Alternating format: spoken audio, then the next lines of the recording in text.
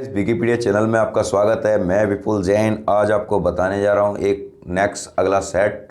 जिस तरह से सेट तैयार होते जा रहे हैं मैं आपके सामने प्रस्तुत करता जा रहा हूँ। देखते रहिए विकिपीडिया चैनल। जय सिनेंद्र।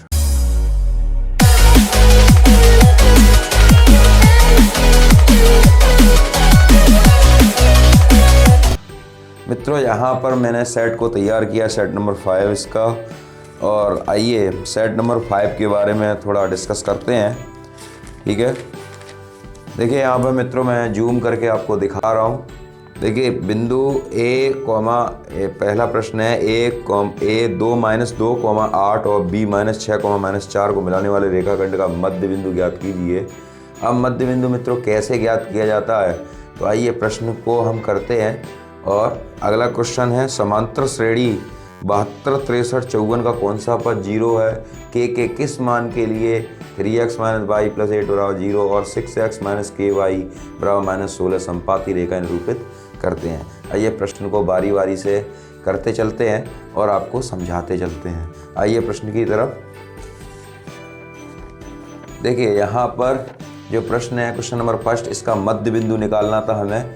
तो a = -2, 8 ये कोऑर्डिनेट है हमारे इसके सामने, और b = -6, 4 माना x1 = -2 और y1 = 8। ध्यान रखना x और y को कोटि, x को बोलते हैं भुज और y को बोलते कोटि। ठीक है, मध्य बिंदु के निर्देशांक आपको मालूम है x = x1 + x2/2। तो x1 और x2 की दोनों की वैल्यू रखेंगे, ये आ रही है x = -4 और y = 8 - 4/2 यानी y = -4/2 अर्थात y = 2। ये मध्य बिंदु के कोऑर्डिनेट आ गए -4, 2। आपको समझ में आ रहा है। नेक्स्ट क्वेश्चन था, मैं पढ़ के दिखा दे रहा हूँ। समांतर श्रेणी 72, 63, 54 का कौन सा पद 0 है। तो 72, 63, 54 का कौन सा पद 0 है, तो यहाँ पर a = 72 जो प्रथम पद है। सारवंतर हमारा हो जाएगा 63 में से 72 को घटाएंगे, 9 बचेंगे माइनस के। और अंतिम पद जो है an = 0 है। nवां पद हमें निकालना है, कौन सा पद 0 हमें ये ज्ञात करना है।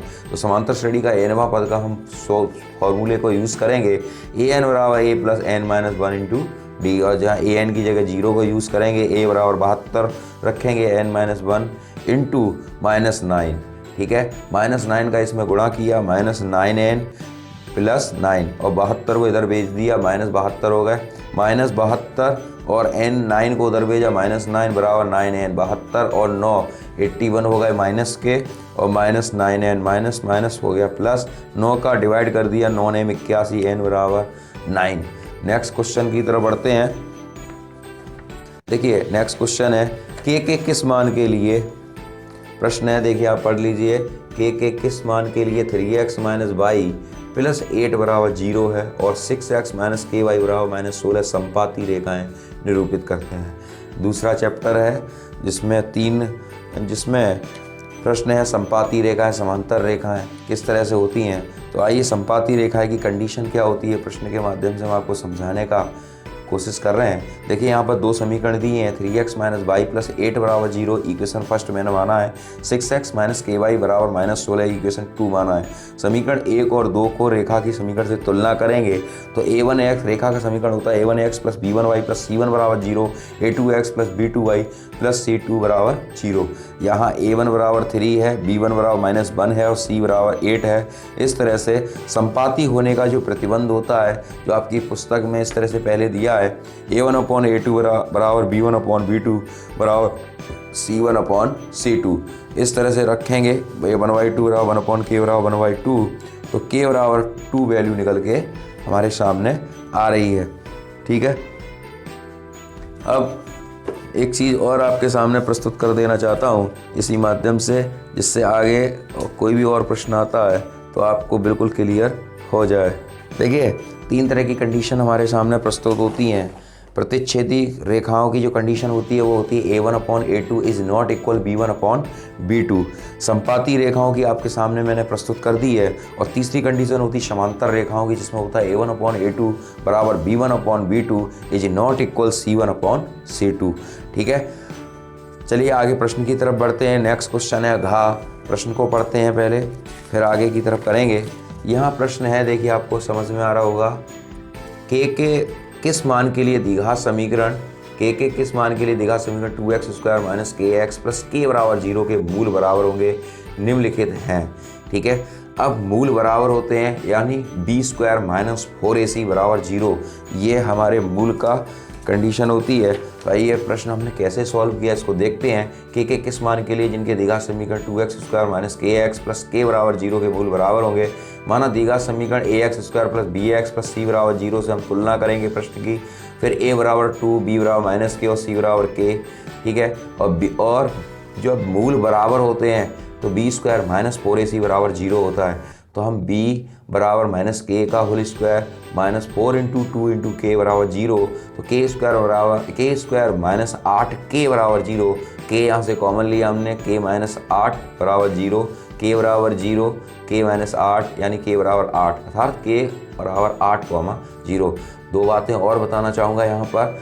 प्रश्न आ गया है तो प्रश्न के बारे में और सुन लीजिए, जिससे आगे आने वाली समस्या आपके सामने नहीं रहे। यहाँ पर मूल बराबर पूछ लिए तो आपने बता दिया b² माइनस 4ac बराबर 0। अगर कंडीशन आए कि मूल काल्पनिक है तो आपको क्या करना है, b² माइनस 4ac, अगर मूल काल्पनिक होते हैं तो b² माइनस 4ac तो आप यूज़ करेंगे, लेकिन बराबर 0 नहीं लिखेंगे, वह होता है लेस देन 0, क्योंकि b² माइनस 4ac का मान 0 से कम होता है, अर्थात काल्पनिक होने पर -1, -2, -3 अर्थात माइनस इनफाइनाइट तक जा सकता है। और उसके अगर मूल वास्तविक हैं, ठीक, तो उसके मूल वास्तविक हैं, काल्पनिक नहीं है, तो b² minus 4ac greater than 0, अर्थात उसकी संख्या जो होगी वो होगी +1, +2, +3 प्लस इनफाइनाइट तक जाएगी। तो इस तरह की ये 2-3 कंडीशनें हैं द्विघात समीकरण की जो हर बार पूछ ली जाती हैं। आइए नेक्स्ट क्वेश्चन के बारे में बात करते हैं आपसे। देखिए नेक्स्ट क्वेश्चन है, इसमें यहाँ पर आपको ट्राइंगल दिया हुआ है। यहाँ पर देखिए ट्राइंगल दिया हुआ है चित्र में, एंगल BAC बराबर 90 डिग्री और AD परपेंडिकुलर है BC। तो आइए प्रश्न में ही मैं आपको सॉल्व करके आपको बता दे रहा हूँ, ठीक है, क्योंकि ये मेरा छूट गया था प्रश्न। आइए मैं प्रश्न के माध्यम से आपको बता दूं। यहाँ पर देखिए एंगल BAC बराबर 90 है, यानी ये आपका 90 है। देखिए ये एंगल BAC बराबर 90 है, तो ये हो गया आपका 90। ठीक है, बड़े कोण के सामने की भुजा बड़ी होती है, ये पूरी भुजा बड़ी हो गई।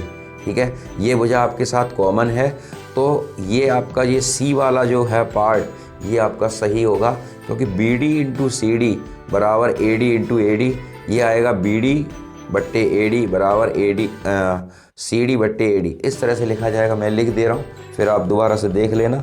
ये आएगा BD बट्टे AD बराबर AD बट्टे CD, इस तरह से आएगा, देख लीजिए, क्योंकि ये भुजा जो है वो कॉमन है दोनों के साथ, और ये बड़ी भुजा है, इसलिए ये और ये दोनों भुजाएं ले ली जाएंगी, BD इंटू CD और AD। ठीक है, नेक्स्ट क्वेश्चन है sec theta minus tan theta, sec theta minus tan theta. ठीक है, ये भी क्वेश्चन मेरा छूट गया है, चलिए यहीं पर देख लेते हैं। Sec theta minus tan theta और sec theta plus tan theta का क्या मान है। देखिए यहाँ पर जो प्रश्न है, sec theta minus tan theta और sec theta plus tan theta, formula होता है sec square theta one plus tan square theta बराबर सेक स्क्वायर थीटा। अब यहाँ पर जो फॉर्म बन रही है sec theta minus tan theta और sec theta a minus B और a प्लस बी की फॉर्म है। आप देख लीजिए a माइनस बी और a प्लस की, तो a square minus B square की फॉर्म है, तो ये हो जाएगा sec square theta minus tan square theta बराबर 1 हो जाएगा। यहाँ पर देखिए आंसर इसका 1 है, वो राइट है। देखिए यहाँ पर नेक्स्ट क्वेश्चन है, यदि tan theta plus cot theta बराबर √3, तो tan square theta plus cot square theta का मान ज्ञात करिए। नेक्स्ट क्वेश्चन है, दूसरे का आपको प्रश्न दिखाई दे रहा है। चलिए नेक्स्ट क्वेश्चन की तरफ बढ़ते हैं, इसको मैंने कैसे सॉल्व किया है आइए देखते हैं। Tan theta plus cot theta बराबर √3 इक्वेशन फर्स्ट माना है, और ये हमें ज्ञात करना है tan square theta plus cot square theta बराबर क्वेश्चन मान।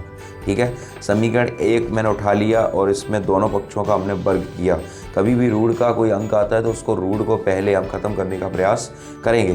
तो हमने इसको ओपन किया, a प्लस बी का होल स्क्वायर को यूज़ किया, a square plus B square plus 2ab into 3। Tan theta और कॉट थीटा दोनों अपोजिट होते हैं, इसलिए आपस में कट गए। ठीक है। Tan square theta plus cot square theta plus 2 बराबर 3, tan square theta plus cot square theta बराबर 3 में से ये 2 घटा दिए, 3 माइनस 2 1 आएगा। इसकी वैल्यू हो गई tan square theta plus cot square theta बराबर 1। नेक्स्ट क्वेश्चन की तरफ बढ़ते हैं। नेक्स्ट क्वेश्चन क्या लिखा है, देखिए आप पढ़ लीजिए। यदि एक वृत्त की त्रिज्या 5 सेंटीमीटर है और इस पर किसी बाह्य बिंदु से एक स्पर्श रेखा खींची जाती है, यदि स्पर्श रेखा की लंबाई 12 सेमी है तो बिंदु की वृत्त के केंद्र से दूरी ज्ञात कीजिए। क्या क्या पूछ रहे हैं, वृत्त की त्रिज्या कितनी है, 5 सेंटीमीटर। देख लीजिए, आपको दिखाई दे रहा है वृत्त की त्रिज्या आपकी 5 सेमी है, ठीक है। वृत्त की त्रिज्या 5 सेमी है, इस पर किसी बाह्य बिंदु से एक स्पर्श रेखा खींची जाती है, स्पर्श रेखा की लंबाई 12 सेमी है, बिंदु की वृत्त की केंद्र से दूरी ज्ञात कीजिए। आइए प्रश्न को मैंने क्या किया है, देखिए यहाँ पर मैंने ये डायग्राम बनाया है। देखिए यहाँ पर जो डायग्राम बनाया है, वृत्त की त्रिज्या 5 सेमी है, वृत्त की केंद्र से दूरी 12 सेंटीमीटर है, ठीक है। तो यहाँ पर मैंने पाइथागोरस प्रमेय का यूज़ करके सबसे बड़ी भुजा जो OQ है उसको हमने निकाला है। कर्ण का वर्ग, लंब का वर्ग, आधार का वर्ग फेमस प्रमेय है। इसकी सहायता से मैंने इस थ्योरम को यूज़ करके मैंने इस प्रश्न को सॉल्व किया है। आइए समझ लीजिए। वृत्त की त्रिज्या OQ कर्ण हो गया, PQ आपका आधार हो जाएगा, ठीक है। इस तरह से लंब, आधार और कर्ण दोनों को यूज़ करके OQ बराबर 13 सेंटीमीटर हमने निकाल लिया। नेक्स्ट क्वेश्चन की तरफ बढ़ते हैं। देखिए नेक्स्ट क्वेश्चन है हमारा, उस वृत्त के क्षेत्रफल की गणना कीजिए जिसका व्यास 1.4 मीटर है। तो वृत्त का क्षेत्रफल क्या होता है, आपको पता है, वृत्त का क्षेत्रफल होता है पाई r स्क्वायर और व्यास हो जाएगा 1.4 का आधा, यानी रेडियस इसकी निकालेंगे। तो प्रश्न बहुत इजी है। देखिए हम प्रश्न को हमने कैसे किया है, वृत्त का क्षेत्रफल आपका क्वेश्चन मार्क है, व्यास 1.4 है तो त्रिज्या हो जाएगी 0.7, ठीक है। वृत्त का क्षेत्रफल पाई r स्क्वायर तो 22/7.7 गुणा 0.7, तो 22 गुणा 0.7 से 7 मैंने काटा 0.1 और 0.7, तो 2.2 गुणा 7.7 या 1.45 मीटर स्क्वायर आ रहा है। नेक्स्ट क्वेश्चन पढ़ते हैं। इसका लिखा है द्विघात समीकरण kx square plus kx plus 3 बराबर 0 का एक मूल 1 है, तो k का मान ज्ञात करना है। अब एक मूल दे रखा है तो मूल होते हैं द्विघात समीकरण के अल्फा और बीटा, तो अल्फा को हम 1 मान लेंगे और बीटा को हम ज्ञात करेंगे उससे पे और k का मान निकालेंगे। आइए मूलों का योगफल और मूलों का गुणनफल क्या होता है इसको हम प्रश्न के माध्यम से समझते हैं। देखिए दिया हुआ समीकरण यह हमारे सामने दे रखा है, x square plus kx plus 3 बराबर 0, अल्फा बराबर 1, माना अल्फा बराबर 1 और बीटा बराबर क्वेश्चन मार्क, k भी हमें निकालना है। द्विघात समीकरण होता है ax square plus bx plus c बराबर 0 के मूल अल्फा को हमारा बीटा है, अल्फा प्लस बीटा बराबर माइनस b/a होता है। तो b हमारा हो गया k माइनस k/1 यानी बीटा की वैल्यू आ रही -k-1। अब मूलों का गुणनफल होता है अल्फा इंटू बीटा बराबर c/a, तो 1 हो गया अल्फा और -k इंटू -1 बराबर 3/1, -k-1 बराबर 3, ये आ गया 3 + 1 बराबर 4, ये आ गया -k बराबर 4, k बराबर -4। k का मान बीटा के मान में रखने पर, अब k का मान इसमें रख देंगे तो हमें बीटा की एक्चुअल वैल्यू यानी दूसरा मूल ज्ञात हो जाएगा। मित्रों एक आपसे रिक्वेस्ट है, आप मेरी वीडियो को लाइक ज़रूर कर दें, क्योंकि लाइक करने से मेरा जो काम करने का हौसला है वो अफजाई करें, मेरा बढ़ेगा और मुझे पता लगेगा कितने लोग मेरी वीडियो को देख रहे हैं। अगर आपको वीडियो में जरा सी भी प्रॉब्लम आती है देखने में तो आप मेरे को कमेंट्स ज़रूर करें, जिससे मैं अपनी आगे की वीडियो में सुधार कर सकूं और सुधार ला सकूं। और लाइक ज़रूर करें, क्यों करें, जिससे मुझे पता लगे कि आप वीडियो को देख रहे हैं, किस तरीके से मेरी वीडियो से लाभ ले रहे हैं, और अपने इष्ट मित्रों के बीच में ज़रूर शेयर करें इस बात को, जिससे वह भी बच्चे मेरी वीडियो से लाभान्वित हो सकें। ठीक है, नेक्स्ट क्वेश्चन की तरफ बढ़ते हैं। नेक्स्ट क्वेश्चन है थर्ड का समांतर श्रेणी। ये देखिए प्रश्न, समांतर श्रेणी 3, 15, 27, 39 का कौन सा पद उसके 54वें पद से 132 अधिक होगा। ठीक है, प्रश्न को समझ लीजिए। समांतर श्रेणी का 3, 15, 27, 39 का कौन सा पद एक उसके 54वें पद से 132 बार अधिक होगा। तो यहाँ देखिए मैंने प्रश्न को सॉल्व किया है। समांतर श्रेणी 3, 15, 27, 39, तो ए 54वां पद 132 से अधिक होगा। तो यहाँ पर ए बराबर प्रथम पद 3 है, डी बराबर 15 - 3 बराबर 12, मैंने 54वां पद निकाला है तो एनवा समांतर श्रेणी का एनवा पद का फॉर्मूला यूज़ किया। A54 बराबर A plus n minus 1 into D. A54 बराबर 3 प्लस 54 माइनस 1 इंटू 12। A54 बराबर 3 प्लस 53 गुणा 12, तो ये 54 बराबर 3 प्लस 12 का मल्टीप्लाई 12 थी 36, 12 5 60 और 3 63, और ये हो गया 636 बराबर 639। यानी अब 54 में हम 132 और जोड़ देंगे तो ये हमारा 639 जो आ रहा है वो अधिक है। ठीक है, नेक्स्ट क्वेश्चन की तरफ बढ़ते हैं। प्रश्न आपको मित्रों समझ में आ रहे हैं मेरे। नेक्स्ट क्वेश्चन है ये तीसरे का खा। देखिए यहाँ प्रश्न में क्या लिखा है। चित्र में त्रिभुज PQR की भुजा PQ बिंदु L पर 2:3 में विभाजित है। यानी एक त्रिभुज PQR है जो आपके सामने चित्र दिखाई दे रहा है। यह त्रिभुज PQR का है जो 2:3 में विभाजित है, और रेखाखंड LM जो है वो QR के समानांतर है, अर्थात LM पैरेलल है QR के। PM और PR का अनुपात ज्ञात करवा रहे हैं आपसे। ठीक है, प्रश्न समझ में आ गया मित्रों। एक बार और बता दे रहा हूँ। त्रिभुज PQR की भुजा PQ बिंदु L पर 2:3 में विभाजित है। रेखाखंड LM समांतर है QR के, तो PM अनुपात PR का मान ज्ञात करना है। आइए प्रश्न को मैंने कैसे किया है आपके सामने, जरा प्रश्न की तरफ देखते हैं। देखिए यही डायग्राम है जिसमें LM समानांतर है QR के। ठीक है, मैंने दिया है, लिख रखा है गिवन दैट त्रिभुज PQR की भुजा PQ बिंदु L से 2:3 में विभाजित कर रही है। ज्ञात करना है PM अनुपात PR। ठीक है, अब देखिए जरा प्रश्न की तरफ बढ़ते हैं जिससे आपको स्पष्ट समझ में आ जाए। देखिए PM upon PR, PM upon PR, ये मैंने जो लिखा है PM अपॉन PR बराबर है PL अपॉन LQ है। ठीक है, अब ये दोनों हैं जो आपस में बराबर हैं। PM अपॉन MR बराबर 2/3। ठीक है, अब ये 2/3 है तो ये वाला भी पार्ट 2/3 होगा थेल्स की प्रमेय के अकॉर्डिंग। तो ये हो गया PM अपॉन MR बराबर PL अपॉन LQ बराबर 2/3। ठीक, तो PM अपॉन PR बराबर, अब देखिए ये 2/3 आ गए दोनों पार्ट। अब हमें निकालना है PM अपॉन PR, ये निकालना है। ठीक है, अब यहाँ पर देखिए PM अपॉन PR बराबर PM/PM प्लस MR, तो अंश और हर में हमने MR से भाग दिया, तो यहाँ भाग देने पर PM/MR PM/MR प्लस MR/MR, यहाँ PM/MR PM/MR, MR से MR हमारा कैंसिल हो गया। ये देखिए, ठीक है, यहाँ से MR हमने कैंसिल किया और PM अपॉन PR की वैल्यू रखी 2/3, यहाँ पे भी 2/3 प्लस 1, तो ये 2/3 रखेंगे तो यहाँ LCM लेंगे 2 धन 3/3, यानी 3 से 3 हमारा कैंसिल हो गया, ये आ गया अनुपात 2/5। ठीक है, आइए नेक्स्ट क्वेश्चन की तरफ बढ़ते हैं। देखिए मित्रों, मैंने यहाँ पर पहले प्रश्न आपको बता दिया था, ये दूसरे तरीके से मैंने यहाँ पर प्रश्न किया है। आपको जैसा भी जो भी प्रश्न सही लगे आप उससे प्रश्न से संतुष्ट हो सकते हैं। यहाँ लिखा है PLM समानांतर है QR के, अर्थात PL अनुपात LQ बराबर 2/3, PM अनुपात PR बराबर क्वेश्चन मार्क। त्रिभुज PQR में थेल्स की प्रमेय से PL अपॉन LQ, यानी ये वाला upon LQ upon PM upon MR, ये लिख दिया। फिर इसकी वैल्यू दे रखी है 2/3 अपॉन PM अपॉन MR, इसको अपोजिट किया 3/2 हो जाएगा MR अपॉन PM। दोनों पक्षों में हमने 1 जोड़ा, 3/2 धन 1 बराबर MR/PM plus 1, 3 + 2/2 MR plus PM/PM, 5/2 बराबर PM अपॉन PR, अर्थात इसको उल्टा करेंगे तो 2:5 हो जाएगा। आइए नेक्स्ट क्वेश्चन की तरफ बढ़ते हैं।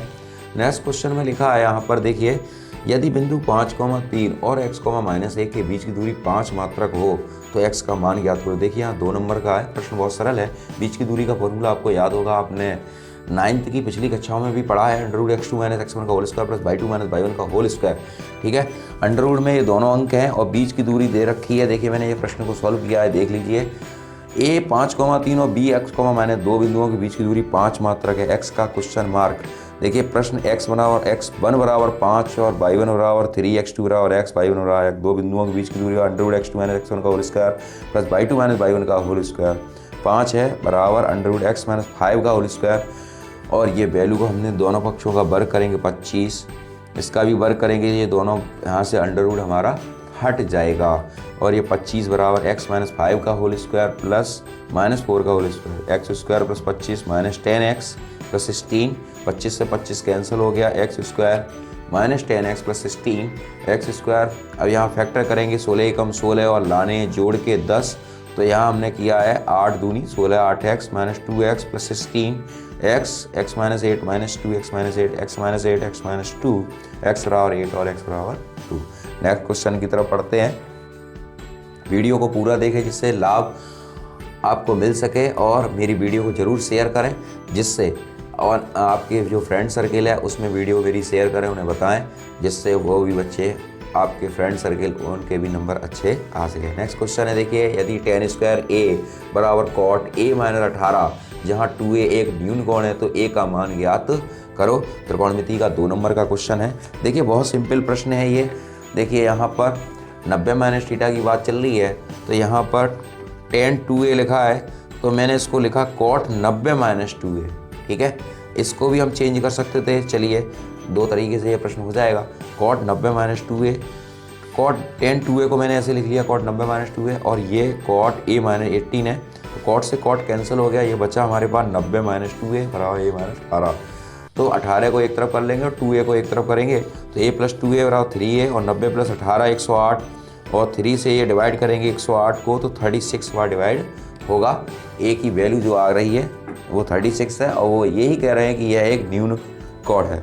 नेक्स्ट क्वेश्चन की तरफ बढ़ते हैं। देखिए यहाँ पर क्या लिखा है, एक वृत्त की 2 स्पर्श रेखाओं के बीच का कोण 40 डिग्री है। देखिए स्पर्श रेखाएं जो होती हैं वृत्त के बाहर से अगर किसी बिंदु से वृत्त पर स्पर्श करती हैं तो उनकी बराबर लंबाई होती है। ये एक प्रमेय भी है। और यहाँ पर लिखा है एक वृत्त की 2 स्पर्श रेखाओं के बीच का कोण 40 डिग्री बन रहा है। बताइए उनके स्पर्श बिंदु से खींची गई त्रिज्याएं केंद्र पर कितने अंश का कोण बनाती हैं। चलिए आज प्रश्न की तरफ बढ़ते हैं। देखिए मैंने इस प्रश्न को कैसे किया है। यहाँ पर लिखा है एक देखिए बाहर से कोई बिंदु है, ये दोनों AP और BP आपस में बराबर होती हैं, ये दोनों रेखाएं बराबर होती हैं।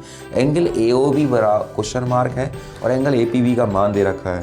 देखिए चतुर्भुज के चारों कोणों का योगफल 360 होता है। अब यहाँ देखिए OA और OB, ये भी एक प्रमेय है।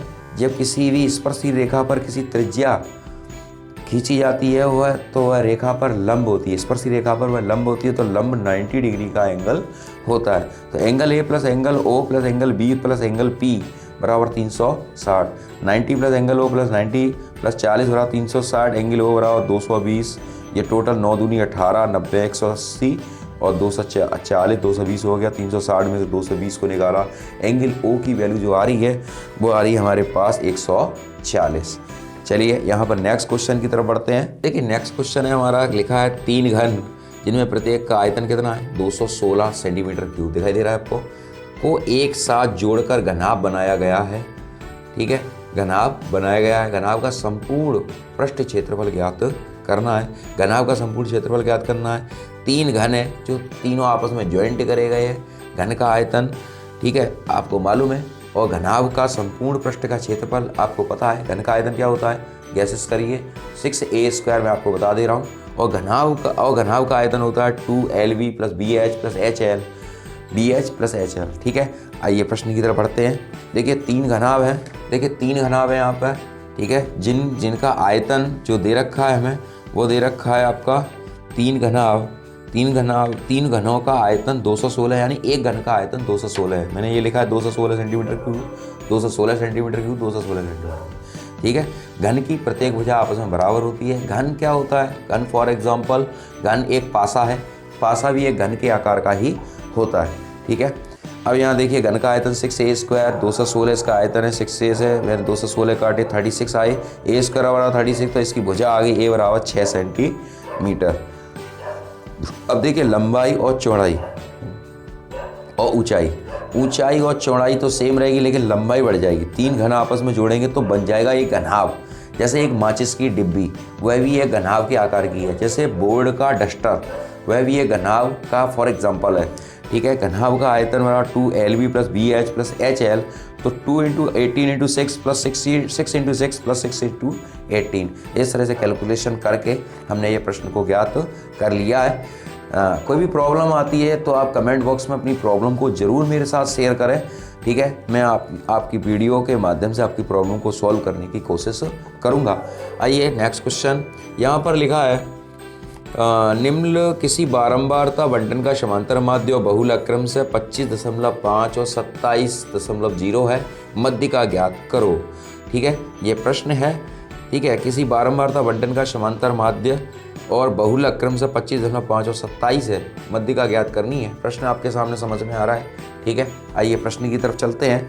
बहुत बढ़िया प्रश्न है। देखिए यहाँ लिखा है समांतर माध्य है 25.5 और बहुलक है 27। तो 3 मध्यिका में देखिए प्रश्न को याद करने का तरीका आप समझ लीजिए।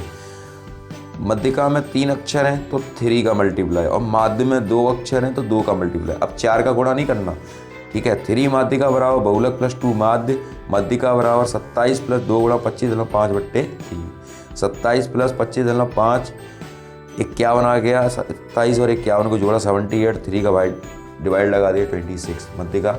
ये क्वेश्चन मैंने कई एक मॉडल पेपर में भी देखे हैं जो मार्केट में अवेलेबल है। तो ये क्वेश्चन आपकी किताब में अवेलेबल नहीं है, तो आप इसको कर लीजिए। अदर प्राइवेट पब्लिकेशन की किताबों में मौजूद है, लेकिन एनसीईआरटी की किताब में ये क्वेश्चन मौजूद नहीं है। आगे का क्वेश्चन पढ़ते हैं। देखिए क्वेश्चन क्या लिखा है, चलिए इसी में से मैं देख रहा हूँ। बहुपद 3x³ + 10x² - 14x + 9 में से क्या घटाया जाए कि यह 3x - 2 से पूर्णतः विभाजित हो जाए। देखिए 3x - 2 से पूर्णतः विभाजित होता है कोई भी फंक्शन इस तरह की रिमाइंडर थ्योरम के अकॉर्डिंग आता है। ठीक है, त्रिघात है या चतुर्घात का कोई भी बहुपद है, इस तरह की कोई भी फंक्शन आता है तो यहाँ पर 3x - 2 है या कोई भी फंक्शन आए तो इसको पहले 3x - 2 बराबर 0, तो 3x बराबर 2x बराबर 2/3 को हम इस व्यंजक में रखेंगे जो फंक्शन हमारे साथ दिया हुआ है। तो मैंने इस तरह रखा है 2/3 पे पावर 3 + 10, 2/3 पे पावर 2 -14 गुणा 2/3 + 9। तो ये लिखा है 3 × 2/3 गुणा 4/9 + 10 × 4/9 -28/3 गुणा +9। तो 3 से मैंने 3 काटे, 4 दूनी 8/9, 10 चौक 40/9 -28/3 + 9। यहाँ पर 9 हमारे पास एलसीएम इसका हो जाएगा। तो 9 एलसीएम लिया 8 + 40 + 3/9 28 या 84 होते हैं + 81। ठीक है, मैंने इनको ऐड किया या 129 - 84/9 ये 45, 9 का भाग लगाया 45 में 5 बार गया, यानी दिए हुए बहुपद में अगर 5 जोड़ दें तो दिया हुआ बहुपद प्रश्न पूर्णतः विभाजित हो जाएगा बहुपद। ठीक है, नेक्स्ट क्वेश्चन की तरफ बढ़ते हैं। क्वेश्चन नंबर 5वें का देखिए 5वें का प्रश्न है। यहाँ पर देखिए सिद्ध कीजिए, लिखा है सिद्ध कीजिए C का एक ऐसा मान निकालो जिसके लिए Cx + 3y बराबर C - 3, 12x + cy बराबर C के अनंत अनेक हल होते हैं, इसके मान को ज्ञात कीजिए। आइए अनेक हल होते हैं, तो मैंने आपको अभी बताया भी था कि अनेक हल किसके होते हैं। ठीक है, अनेक हल किनके होते हैं, संपाती रेखाओं के अनेक हल होते हैं। आइए प्रश्न की तरफ बढ़ते हैं। देखिए यहाँ पर लिखा है प्रश्न, मैंने दोनों रेखाएं लिखी हैं और रेखाओं का जो समीकरण है वो होता है ax + by + c। ठीक है, तो यहाँ पर a1 बराबर c, b1 बराबर 3 और c1 बराबर c - 3, a2 b2 c2 इस तरह से मैंने माना है। अनेक हल होने की कंडीशन संपाती है। a1/a2 ऑब्जेक्टिव के लिए भी बहुविकल्पी के लिए भी आप तैयार कर लें, क्योंकि ये प्रश्न पूछ लिया जाता है कि बहुविकल्पी है कि नहीं है। तो आइए प्रश्न को करते हैं। मैंने इस तरह में से a1 और a2 b1/b2 और c1/c2 की वैल्यू को रखेंगे। तो मैंने रखा है, तो यहाँ c का मान मेरे पास 36 आ रहा है, c बराबर √36 बराबर c बराबर 6 सेंटीमीटर। अब आप कहेंगे कि अनेक हल तो इसके होते हैं संपाती हुए इस तरह के प्रतिबिंब के, तो a1/a2 is not equal b1/b2, अर्थात a1 और a2 बराबर नहीं है b1/b2 के, तो उसका केवल एक हल होगा। ठीक है, और जब a1/a2 बराबर b1/b2 is not equal c1/c2, यह रेखा समांतर होंगी तो उनका कोई हल नहीं होता। ठीक है, तो ये यहाँ पर अनेक हल है, तो अनेक हल में संपाती की कंडीशन यूज़ करते हैं। नेक्स्ट क्वेश्चन की तरफ बढ़ते हैं। देखिए यहाँ पर एक समीकरण दिया है, द्विघात समीकरण 3x² - 2√6x + 2 बराबर 0 के मूल ज्ञात करने हैं। अब मूल होते हैं अल्फ़ा और बीटा, तो मूल अल्फ़ा और बीटा होते हैं। अब इन अल्फ़ा और बीटा को कैसे ज्ञात करेंगे, आइए प्रश्न को मैंने कैसे सॉल्व किया है इस द्विघात समीकरण को। देखिए यहाँ पर 3x 3 पद हैं, गुणनखंड वाला फॉर्मूला यूज़ होगा, 3x² और 2, 3 दूनी 6, 3 दूनी 6। तो यहाँ पर मैंने देखिए यहाँ लिखा है 3x² माइनस √x और √6x प्लस 2, यानी इन दोनों को ऐड करेंगे तो ऊपर वाली पता आ जाएगा। और यहाँ से मैंने कॉमन लिया √3x, तो √3x मैंने यहाँ से कॉमन ले लिया, तो √3x बार ये जाएगा क्योंकि √3 का √3 में गुणा करेंगे तो 3 आएगा, ठीक है, माइनस √2, √3 से इसका डिवाइड किया √2, यहाँ से √2 कॉमन ले लिया तो √3x माइनस √2 बराबर 0, √3x माइनस √2, यहाँ दोनों फंक्शन कॉमन है, √3x माइनस √2 और √3x माइनस √2 बराबर 0। तो मैंने यहाँ से कॉमन लेंगे तो √3x बराबर √2, x बराबर √2 बट्टे √3, ये दो अल्फ़ा और बीटा के ये दो मान आ गए, ठीक है, ये आपके मूल हो गए। अगला क्वेश्चन की तरफ बढ़ते हैं। देखिए यहाँ पर लिखा है प्रश्न में, क्या लिखा है, क्या संख्याओं की सूची 5, 11, 17, 23 का कोई पद 301 है। प्रश्न को दोबारा से पढ़ते हैं, क्या संख्याओं की सूची 5, 11, 17, 23 का कोई पद 301 है और क्यों है। तो यहाँ पर एक चीज़ हम बताएंगे, 5, 11, 17, 23, पहले इसको हम छांटेंगे कि कौन सी श्रेणी है हमारे पास, क्योंकि एक स्कूल 10th के अंदर एक ही श्रेणी, समांतर श्रेणी। तो इसको हम पहले देखिए प्रश्न मैंने कैसे किया है, प्रश्न को आप समझ गए होंगे। 301 पद कौन सा है, या a बराबर 5, d बराबर 11 में से 5 घटाए सार्वंतर निकाला, तो ये आ गया an बराबर 301, ठीक है। an की वैल्यू रखी 301, 5 n माइनस 1 6, 301 में से मैंने 5 घटाए 296, 6n माइनस 6, 296 में 6 जोड़े तो 302 हो गए, 6n बराबर 302, 6 का भाग लगाया, 6 का भाग लगाया हमने, तो ये 6 का भाग लगाएंगे। देखिए यहाँ पर मैंने लिखा है 302 बराबर 6n, 302 में 6 का डिवाइड दिया और 2 से डिवाइड किया, 2 3 जा 6 और 2 1 जा 2, 2 5 जा 10, 2 1 जा 2, 151/3 आ रहा है। तो 301 का ऐसा कोई समांतर श्रेणी में कोई पद नहीं है, तो 301 के 51 151/3 आए। आइए नेक्स्ट क्वेश्चन की तरफ बढ़ते हैं। लिखा है समलंब ABCD। मैं आपसे बार बार कह रहा हूँ कि लाइक ज़रूर देना मेरे को, जिससे मैं आपके प्रश्नों का जवाब दे सकूं, और कमेंट ज़रूर करें जिससे मैं आपकी कमेंट ज़रूर करें जिससे मुझे समझ में आए कि आप मेरी वीडियो को पढ़ रहे हैं। समलंब ABCD वीडियो देख रहे हैं और प्रश्नों को पढ़ रहे हैं। समलंब ABCD जिसमें AB पैरेलल है DC के विकर्ण AC और BD परस्पर O बिंदु पर प्रतिच्छेद करते हैं। दो त्रिभुजों की समरूपता कसौटी का प्रयोग करके दर्शाइए। OA/OC बराबर OB/OD। समलंब आप जानते होंगे, ट्रपेजियम बोलते हैं अंग्रेजी में से। ये एक ऐसा चतुर्भुज है जिसके आमने सामने की दो भुजाएं बराबर होती हैं, ठीक है। और समलंब का चतुर्भुज का क्षेत्रफल मैं आपको जानकारी दे दूं, समलंब चतुर्भुज का क्षेत्रफल होता है 1/2 समांतर भुजाओं का योगफल गुणा शीर्षलंब। आइए प्रश्न को बढ़ चलते हैं। देखिए ये समलंब चतुर्भुज है जिसकी मैं बात कर रहा था, इसका फोटो आप देख लीजिए। ये दोनों भुजाएं AB और CD आपस में बराबर होती हैं। यहाँ लिखा है दिया ABCD एक समलंब चतुर्भुज है जिसमें AB पैरेलल है DC के विकर्ण AC तथा BD परस्पर बिंदु O पर प्रतिच्छेद करते हैं। सिद्ध करना OA/OC बराबर OB/OD। रचना है उपपत्ति त्रिभुज ACD में थेल्स की प्रमेय से। मैंने लगाया थेल्स की प्रमेय, यहाँ पर एक रचना का काम किया। O बिंदु O को OM को समांतर खींचा AB के, ठीक है। यहाँ रचना लिखेंगे। फिर इसके बाद त्रिभुज ACD में करेंगे OA/OC बराबर AM/MD। समीकरण नंबर 1 मैंने माना है इसको थेल्स की प्रमेय। और फिर दोबारा से त्रिभुज ABD में यूज़ करेंगे OB/OD बराबर AM/MD। ये दोनों बराबर हैं, देख लीजिए यहाँ पर समीकरण 1 में। तो यहाँ लिखेंगे OA/OC बराबर OB/OD, ठीक है। प्रश्न आपको समझ में आ रहा है? प्रश्न नहीं समझ में आया तो कमेंट जरूर करें जिससे मैं आपकी प्रॉब्लम को नेक्स्ट वीडियो में सुन सकूं। आइए नेक्स्ट क्वेश्चन की तरफ बढ़ते हैं। देखिए लिखा है sec theta plus tan theta बराबर A। तो सिद्ध करो sin थीटा बराबर A² माइनस 1/A² प्लस 1। आइए प्रश्न की तरफ बढ़ते हैं।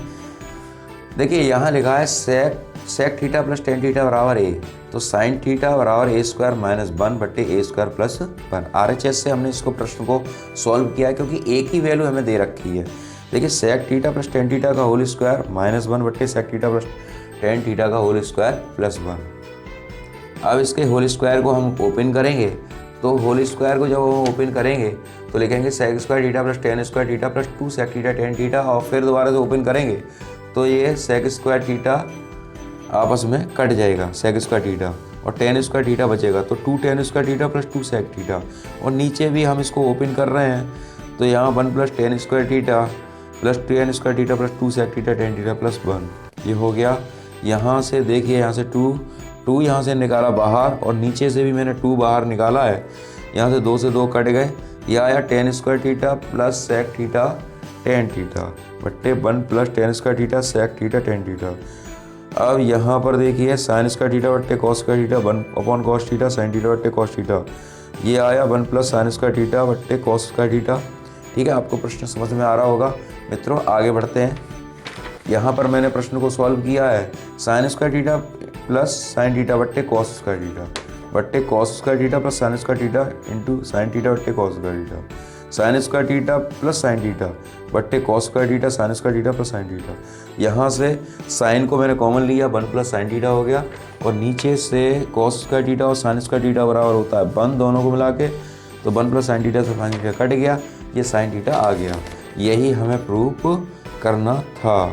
7 मीटर ऊंचे भवन के शिखर से केवल एक टावर, 7 मीटर ऊंचे भवन के शिखर से केवल एक टावर के शिखर का उन्नयन कोण 60 अंश है और इसके पाद का अवनमन कोण 45 है। टावर की ऊंचाई ज्ञात करो। यानी एक भवन है और भवन के शिखर और एक टावर है। ठीक है, तो भवन छोटा होगा और टावर बड़ा होगा। आइए मित्रों प्रश्न को करते हैं। यहाँ देखिए मैंने ये प्रश्न बना रखा है, एक टावर है जिसकी ऊंचाई h मीटर मान रही है, भवन की ऊंचाई 7 मीटर है। ठीक है, यहाँ पर देखिए मैं प्रश्न को दोबारा से पढ़ दे रहा हूँ। लिखा है 7 मीटर ऊंचा एक भवन के शिखर से केवल एक टावर के शिखर का उन्नयन कोण 60 अंश है, इसके पाद का अवनमन कोण 45 है। टावर की ऊंचाई ज्ञात करनी है। ठीक है, टावर की ऊंचाई हमें ज्ञात करनी है। अब प्रश्न को देखो जरा, त्रिभुज AEB में सबसे पहले तो पाद से आप बन रहा है 45, पाद का अवनमन कोण, टावर की ऊंचाई हमें निकालनी, टावर की ऊंचाई हमने h मानी है। सबसे पहले त्रिभुज AE देखिए, यहाँ पर पाद जिनका केंद्र एक ही होता है, ऐसे व्रत जिनका केंद्र एक ही होता है। जैसे यहाँ पर दे रखा है, एक दो संकेंद्रीय वृत्तों की त्रिज्याएं 5 सेंटीमीटर और 3 सेंटीमीटर है। बड़े वृत्त की उस जीवा की लंबाई ज्ञात करो जो छोटे वृत्त को स्पर्श करती है। ठीक है, आपको स्पष्ट नजर आ रहा है। दो संकेंद्रीय वृत्तों की त्रिज्या 5 सेमी और 3 सेमी है। बड़े वृत्त की उस जीवा की लंबाई ज्ञात कीजिए जो छोटे वृत्त को स्पर्श करती है। आइए प्रश्न को देखते हैं, प्रश्न को किस प्रकार से किया जाएगा। यहाँ देखिए, यहाँ प्रश्न में मैंने लिखा है, देखिए दो संकेंद्रीय वृत्त हैं जिनका केंद्र एक है और इनके ऊपर कई एक वृत्त खींचे जा सकते हैं, इन्हें संकेंद्रीय कहते हैं, जिसका एक केंद्र होता है। जीवा AB की लंबाई ज्ञात करनी। त्रिभुज OAM में पाइथागोरस प्रमेय का यूज करके छोटे वृत्त की त्रिज्या 3 और बड़े वृत्त की त्रिज्या 5 है और जो इस जीवा को स्पर्श करते हुए जा रही है। कर्ण का वर्ग बराबर लंब का वर्ग धन आधार का वर्ग का थ्योरम का हम यूज करके AM बराबर √16 अर्थात AM बराबर 4 सेमी। जीवा AB की टोटल लंबाई हो जाएगी AM + MB 4 + 4। क्योंकि यहाँ पर एक प्रमेय यूज हो रही है, मैं आपको बता दूँ कि वृत्त के केंद्र से जीवा पर डाला गया लंब जीवा को समद्विभाजित विभाजित करता है, यानी ये 4 तो ये भी 4। ठीक है, अगला क्वेश्चन है क्वेश्चन नंबर 7। R बराबर 25 सेंटीमीटर, थीटा बराबर 115 डिग्री। प्रश्न को जरा पढ़ लें जिससे प्रश्न हमारे बिल्कुल समझ में आ जाए। देखिए यहाँ पर लिखा है, किसी कार के दो वाइपर परस्पर कभी आच्छादित नहीं होते। प्रत्येक वाइपर की पत्ती की लंबाई 25 सेमी है और 115 डिग्री के कोण पर घूमकर सफाई कर सकते हैं। पत्तियों की प्रत्येक बुहार के साथ जितना क्षेत्रफल साफ हो सकता है वह ज्ञात कीजिए। यानी जो वाइपर है वो पत्ती की लंबाई वो रेडियस हो जाएगी 25 सेंटीमीटर और जो आर्क वो चाप के माध्यम से बना रहे हैं वह थीटा हो जाएगा। आपने देखा होगा बसों में भी एक धूल जैसे कण जब वो वाइपर चलता है तो एक तरह से उतना ही एरिया वो साफ कर लेते हैं। तो जिसी तरह से यहाँ पर R 25 सेंटीमीटर, थीटा बराबर 115 डिग्री, त्रिज्या खंड का क्षेत्रफल πr² थीटा बटे 360। यहाँ पर देखिए पाई का मान मैंने 22/7 को रखा है, 25 × 25 115 बटे 360 बटे 1। ठीक है, इस तरह से प्रश्न को सॉल्व करेंगे। यहाँ 11/7 625 × 23 बटे 36। दो पत्तियों की बुहार के साथ जितना क्षेत्रफल साफ हो जाता है तो 2 का गुणा करके 11/7 625 गुणा 23/36, 2 को हमने डिवाइड किया 37 से 18 आया और फिर 15 81 25/126 सेंटीमीटर स्क्वायर। आप इसको सॉल्व करना चाहो सॉल्व कर सकते हो और इसी तरह से छोड़ना चाहो इस तरह से छोड़ सकते हो, क्योंकि एग्जाम टाइम में अगर समय अपने पास कम है और ऐसी विषम परिस्थितियाँ बनती हैं तो प्रश्न को आप छोड़ दीजिए, इतना ही करके आपको नंबर फुल मिलेंगे। अगले क्वेश्चन की तरफ चलते हैं। देखिए यहाँ पर क्वेश्चन है, देखिए पद विचलन विधि से समांतर माध्य ज्ञात कीजिए। मैंने अपनी पिछली वीडियो में पद विचलन विधि, प्रत्यक्ष विधि और कल्पित माध्य विधि से समांतर माध्य के प्रश्नों को सॉल्व किया है। तो आप विचलन विधि से प्रश्न को सॉल्व करेंगे तो आप समांतर माध्य की वह वीडियो को आप देख सकते हैं अगर आपके प्रश्न को क्लियर नहीं है। देखिए यहाँ पर पद विचलन विधि जो होती है, यहाँ देखिए 0 10 10 20 20 30 30 40 40 50 60 है, FI 7 14 28 26 16 9 है। मध्य बिंदु निकालेंगे 0 और 10 का, अपर लिमिट और लोअर लिमिट में 2 का भाग लगा के हम XI को निकाल लेते हैं। यहाँ पर 5 आ रहा है तो सभी इधर की नंबरों में 10 20 30 40 50 के नंबरों में 5 को जोड़ते हुए आएंगे तो 5 15 25 35 45 55 है। और इसमें से हम एक बिंदु को A मान लेंगे, यहाँ -30 -20 -10 0 10 20 आ गया। और फिर इसमें से जो अंक कॉमन बैठता है, जैसे यहाँ पर सबसे छोटा अंक जो 10 है, 10 का डिवाइड सब में चला जाएगा, वो हमारा H हो जाएगा। तो 10 से डिवाइड देंगे 10 3 30 10 दूनी 20 10 से कम 10 0 10 10 दूनी 20 और फिर FI के साथ इसका गुणा करेंगे 7 3 21 14 दूनी 28 28 एकम 28 26 0 16 एकम 16 18 एकम 18। माइनस की संख्या हो जाएगी -77 और 34, 77 में 34 निकालेंगे -43 और समेसन FI बराबर 100। अब इसमें फॉर्मूले को यूज करेंगे x बार बराबर A plus summation FI UI into H।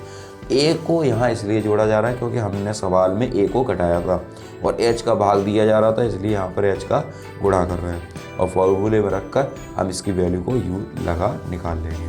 Next question की तरफ बढ़ते हैं। देखिए प्रायिकता का क्वेश्चन है, बहुत सिंपल है।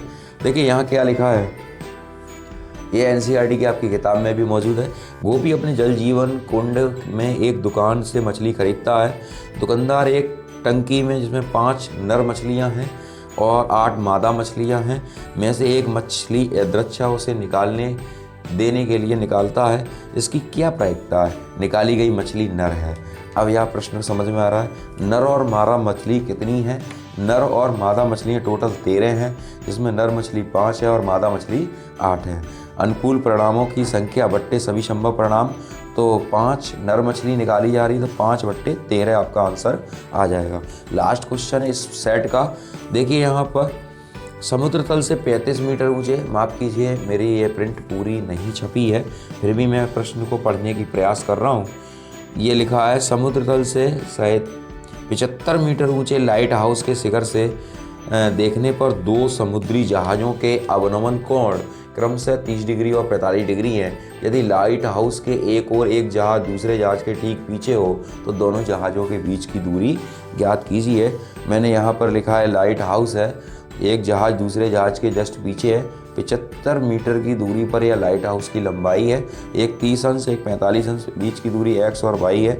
यहाँ त्रिभुज ABC मैंने यहाँ नाम दिए हैं, त्रिभुज ABC tan थीटा बराबर AB/BC, तो ये 75/22 tan 45 का मान 1 y बराबर 75 मीटर आ गया। त्रिभुज ABD का यूज़ करके x और प्लस y को जोड़ देंगे और y का मान यहाँ पर रख देंगे। tan 30 का मान 1/√3 होता है। 75/x प्लस y बराबर 75√3 समीकरण 1 में y का मान रखेंगे 75, तो 75 बराबर 75√3, x बराबर 75√3 माइनस 75, x बराबर 75√3 माइनस 1। इस तरह से ये सेट पूरा हुआ। हम आपसे अपेक्षा रखते हैं, आशा करते हैं कि आपको वीडियो पसंद आई होगी। अगर जैसी भी आई हो तो आप कमेंट्स करें, लाइक करें, हमारी वीडियो को अपने इष्ट मित्रों में शेयर करें।